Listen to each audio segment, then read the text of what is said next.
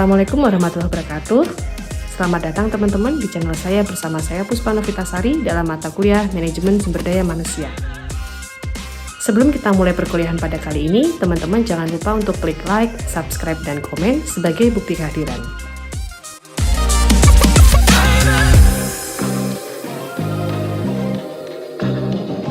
Pertemuan kali ini kita akan membahas kompensasi karyawan dan cara menghitungnya. Teman-teman silakan menyimak dan mencatat poin-poin penting dalam pembahasan ini. Merupakan suatu kenyataan yang tidak dapat dipungkiri lagi bahwa motivasi dasar bagi kebanyakan karyawan pada suatu organisasi adalah untuk mencari nafkah.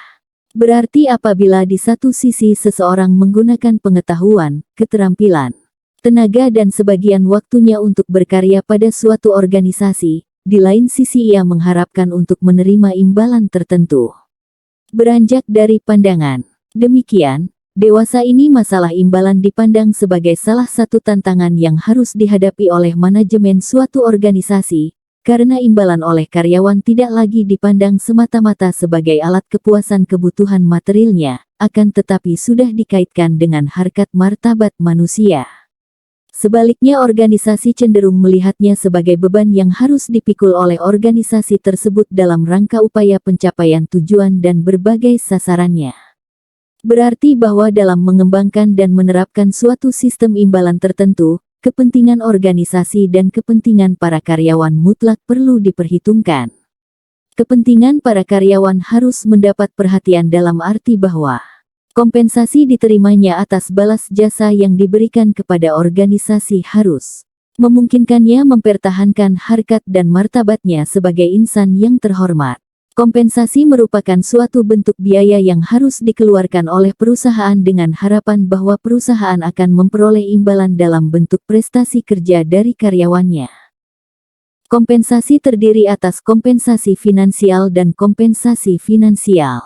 Kompensasi finansial yang dapat diukur atau dinyatakan dengan uang, sedangkan kompensasi non-finansial adalah kompensasi yang tidak dapat diukur dengan uang finansial. Kompensasi finansial dibagi menjadi kompensasi langsung dan kompensasi tidak langsung. Kompensasi langsung adalah kompensasi yang langsung dapat diterima atau dicairkan oleh karyawan, sedangkan kompensasi tidak langsung adalah kompensasi yang tidak langsung dapat diterima atau dicairkan oleh karyawan. Kompensasi langsung terdiri atas pembayaran pokok yang berupa gaji dan upah.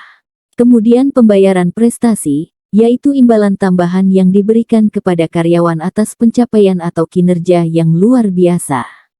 Misalnya, karyawan Anda secara konsisten memenuhi target dan menyelesaikan tugas lebih cepat dari tenggat waktu. Akibatnya, Anda memutuskan untuk menghargai kerja keras karyawan tersebut dengan menawarkan kenaikan gaji tahunan karyawan sebesar 1%. Kenaikan gaji inilah yang dinamakan pembayaran prestasi. Bentuk kompensasi langsung lainnya adalah pembayaran insentif, yaitu imbalan tambahan yang diberikan kepada karyawan sebagai insentif untuk mencapai tujuan atau tindakan tertentu. Hal ini berupa komisi, bonus, bagian keuntungan, dan opsi saham. Bentuk kompensasi langsung yang keempat adalah pembayaran tertangguh, yang berupa tabungan hari tua dan saham kumulatif. Kompensasi finansial juga dapat berbentuk kompensasi tidak langsung, seperti proteksi, komisi luar jam kerja, dan fasilitas. Sedangkan kompensasi non-finansial yang berkaitan dengan karir yaitu aman pada jabatan, peluang promosi, pengakuan karya, temuan baru, dan prestasi istimewa. Kompensasi non-finansial juga dapat berkaitan dengan lingkungan kerja, yaitu mendapatkan pujian, bersahabat, nyaman bertugas, menyenangkan, dan kondusif. Setiap program kompensasi harus mampu mendorong seseorang untuk bekerja, bahwa orang mau bekerja karena 1. The desire to live. Artinya orang mempunyai keinginan untuk hidup merupakan keinginan yang utama. Orang bekerja untuk memenuhi kebutuhannya dan tetap mampu untuk bertahan hidup. 2. The desire for possession. Artinya keinginan untuk memiliki sesuatu merupakan kebutuhan berikutnya, yang menyebabkan mengapa orang mau bekerja. 3.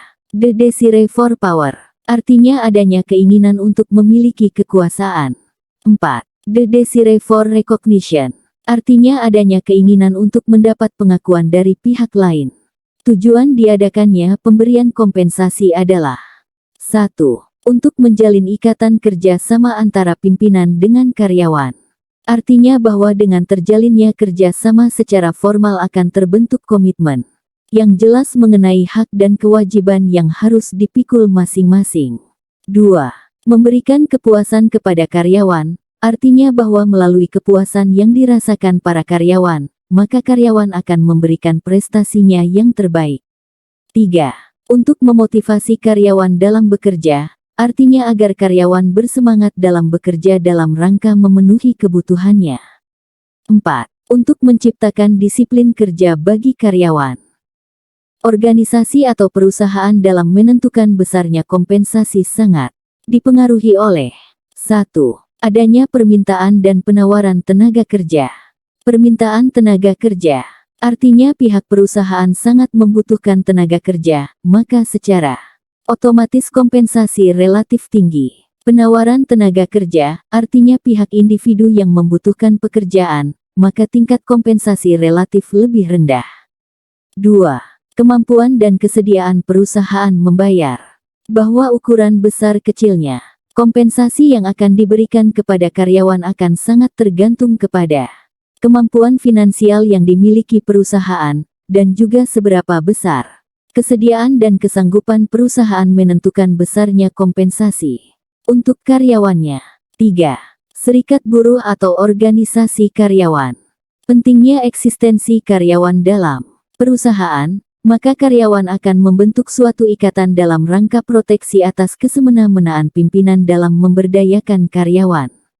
Dalam hal ini muncul rasa yang menyatakan bahwa perusahaan tidak akan bisa mencapai tujuannya tanpa ada karyawan. Dengan demikian, maka akan mempengaruhi besarnya kompensasi. 4.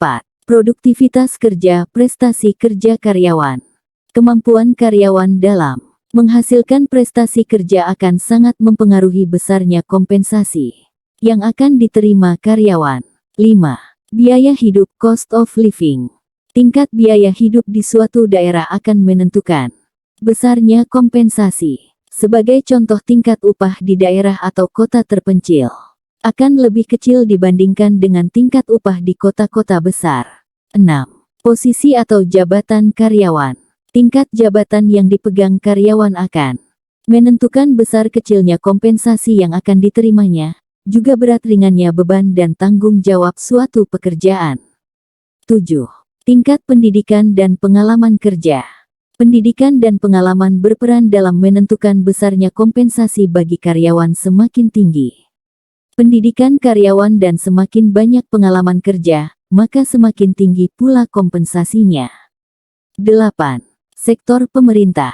Pemerintah sebagai pelindung masyarakat berkewajiban untuk menertibkan sistem kompensasi yang ditetapkan perusahaan, organisasi, serta instansi-instansi lainnya, agar karyawan mendapatkan kompensasi yang adil dan layak, seperti dengan dikeluarkannya kebijakan pemerintah dalam hal pemberian upah minimum bagi para karyawan.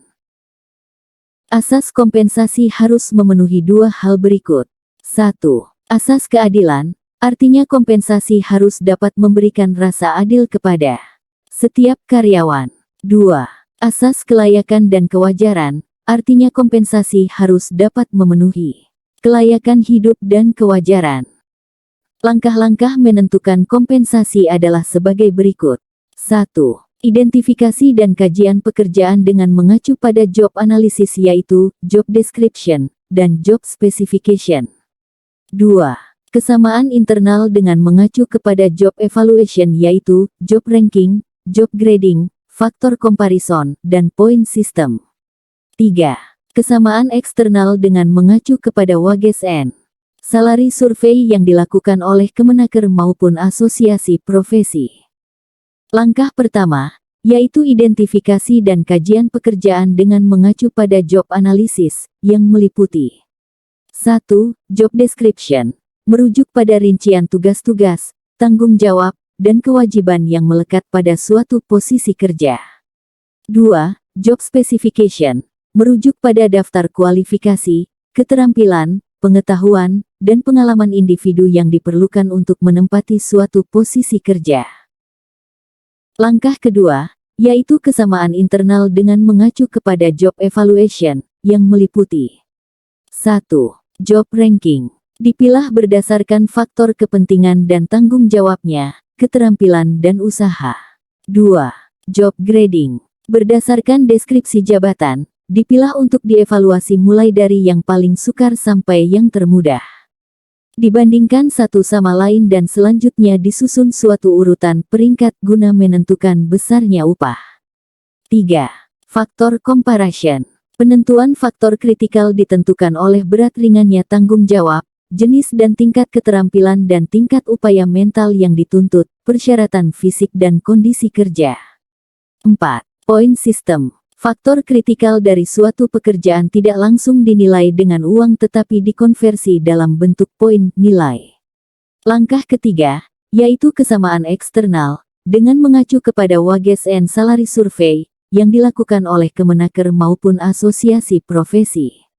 Langkah ini dapat dilakukan dengan menggunakan survei gaji. Survei gaji adalah metode standar untuk mengetahui berapa gaji yang dibayar organisasi lain untuk posisi atau kategori pekerjaan tertentu.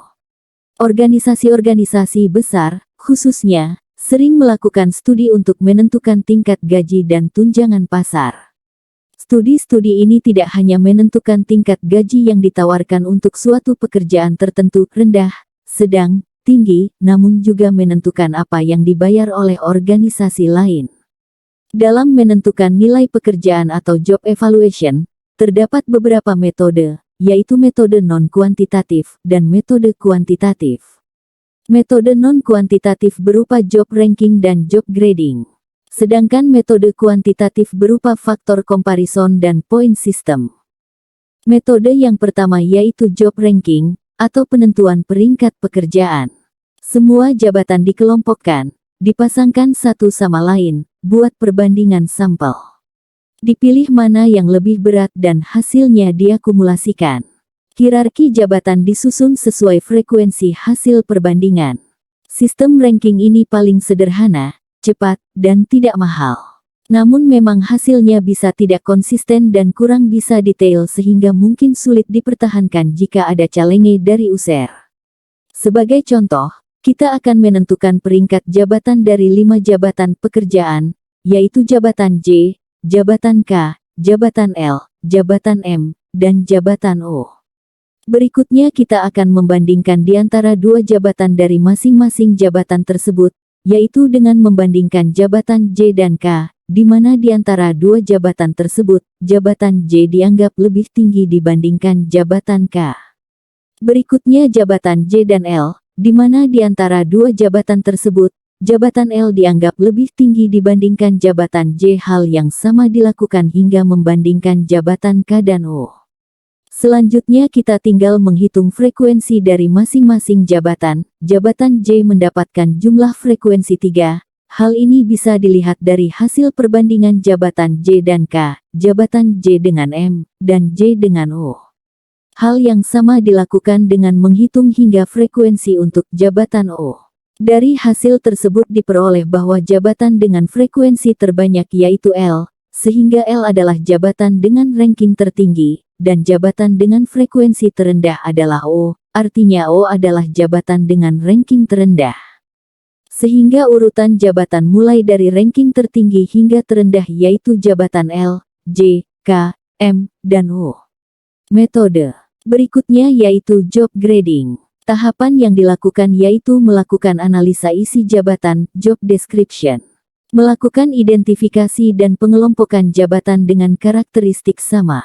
Menyusun grade jabatan sesuai persamaan kelompok tersebut. Seperti pada gambar ini, job grade yang pertama didefinisikan melalui deskripsi berikut. Pekerjaan ini sederhana dan sangat repetitif, dilakukan di bawah pengawasan ketat, membutuhkan pelatihan minimal dan sedikit tanggung jawab atau inisiatif. Contoh, janitor atau penjaga gedung, file clerk atau petugas arsip. Job grade yang kedua didefinisikan sebagai berikut, pekerjaan ini sederhana dan sangat repetitif, dilakukan di bawah pengawasan ketat, membutuhkan sedikit pelatihan atau keterampilan. Karyawan diharapkan untuk mengambil tanggung jawab atau menunjukkan inisiatif hanya sesekali. Contoh, clerk tipis 1 atau pengetik tingkat 1, machine cleaner atau pembersih mesin. Job grade yang ketiga didefinisikan sebagai berikut, pekerjaan ini sederhana, dengan sedikit variasi, dilakukan di bawah pengawasan umum. Pelatihan atau keterampilan diperlukan.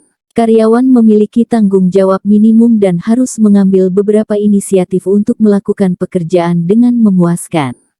Contoh, parts expeditor atau penyelaras suku cadang, machine oiler atau pelumas mesin, clerk tipis 2 atau pengetik tingkat 2. Job grade yang keempat didefinisikan sebagai berikut, pekerjaan ini agak kompleks, dengan sedikit variasi, dilakukan di bawah pengawasan umum. Tingkat keterampilan yang tinggi diperlukan.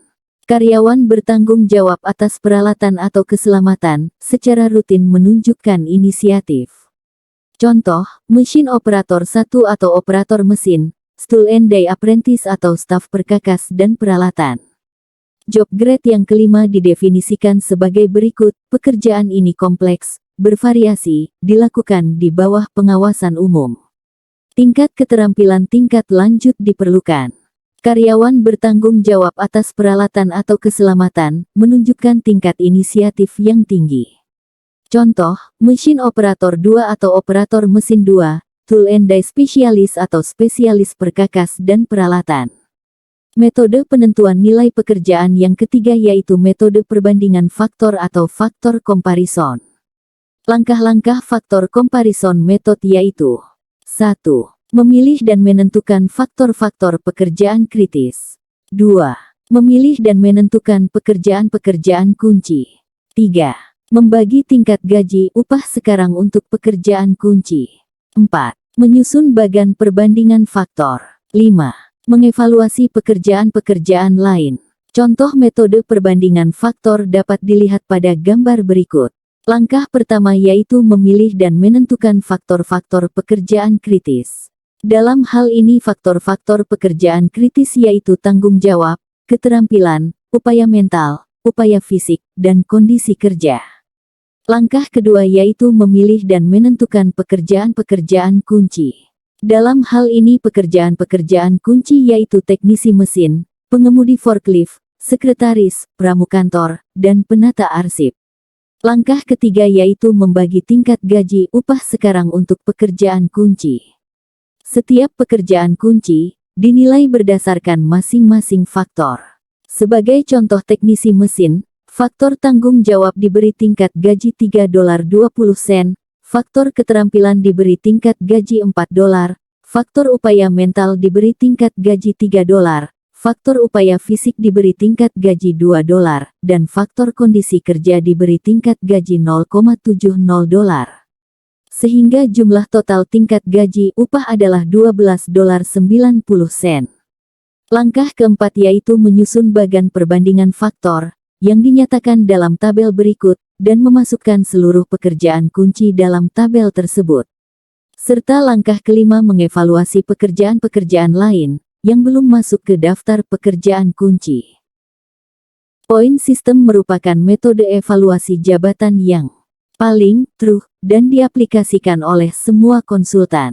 Inti dari metode ini adalah menilai overall value dari faktor-faktor yang menjadi dasar penilaian.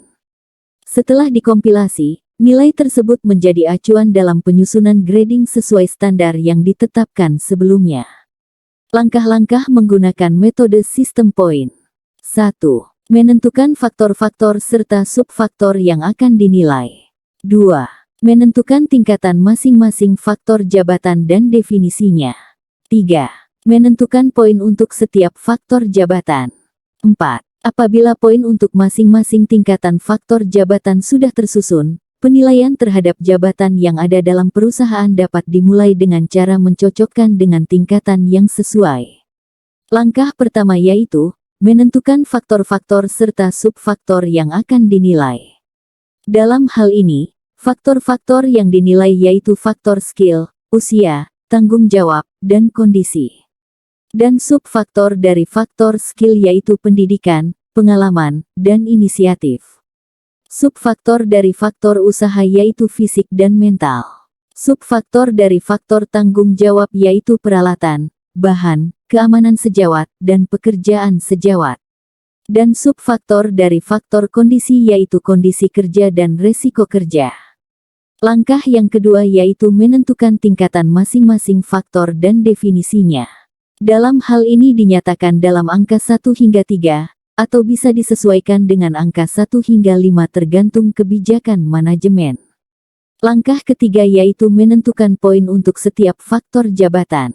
Sebagai contoh, untuk faktor skill dan subfaktor pendidikan, diklasifikasikan menjadi 3 kategori yaitu kategori tinggi, untuk berpendidikan sarjana, magister, dan doktor, diberi poin tertinggi yaitu 30. Kategori menengah untuk berpendidikan setara SMA, diberi poin yang lebih rendah yaitu 20. Dan kategori rendah, untuk berpendidikan SD dan SMP, diberi poin yang lebih rendah yaitu 10. Hal yang sama juga dilakukan untuk semua degree di setiap faktor dan subfaktor.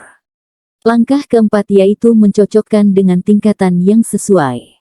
Jika tabel definisi faktor dan subfaktor belum ada, maka buat terlebih dahulu job description dan job specification untuk mengetahui kriteria individu yang harus dipenuhi untuk mengisi jabatan tersebut.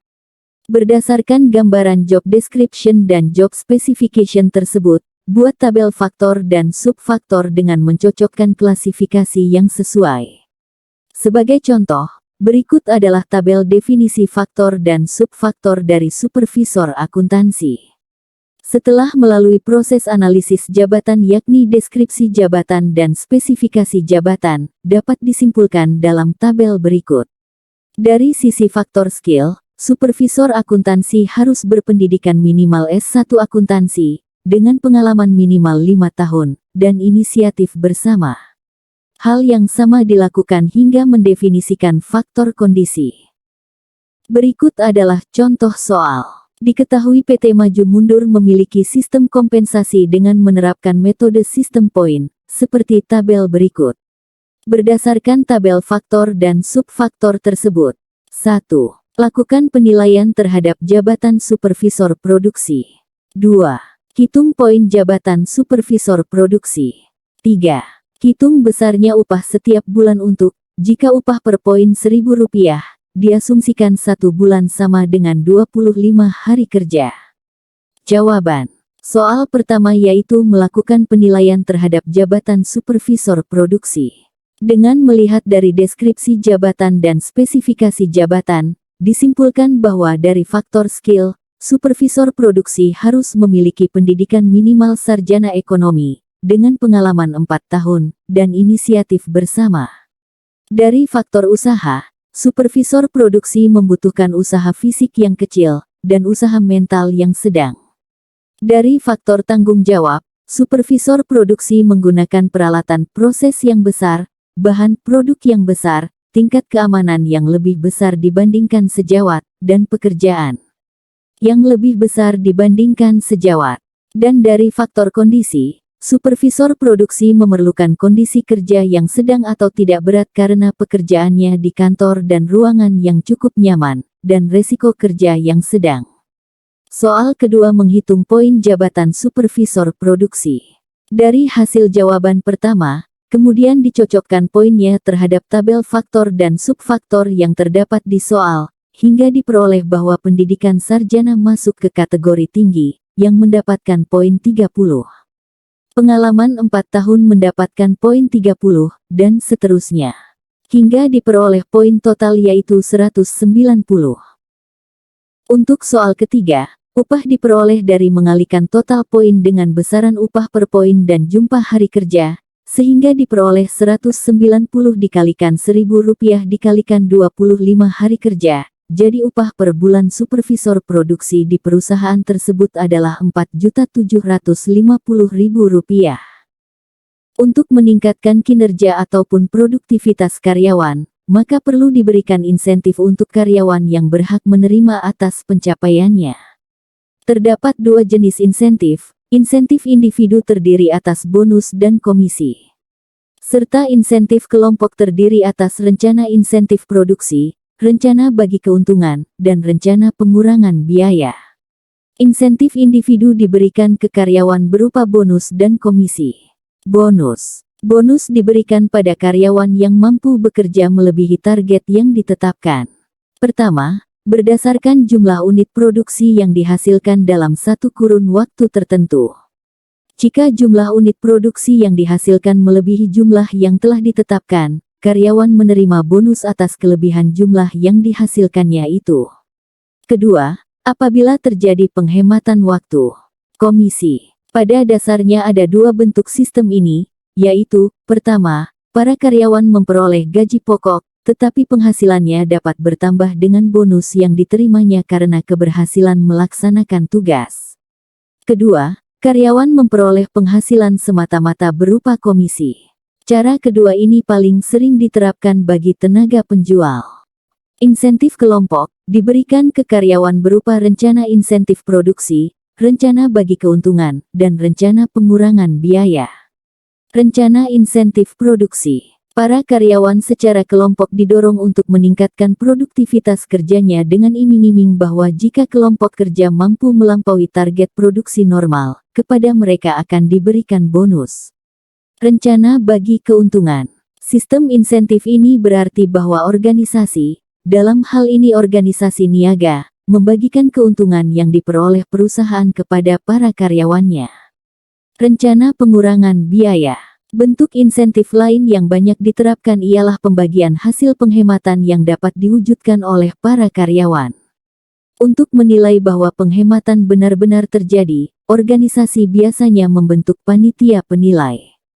Jika oleh panitia penilai dicapai kesepakatan bahwa berbagai usaha karyawan yang memang benar-benar berakibat pada penghematan tertentu, hasil penghematan itu dibagikan kepada karyawan sebagai insentif finansial.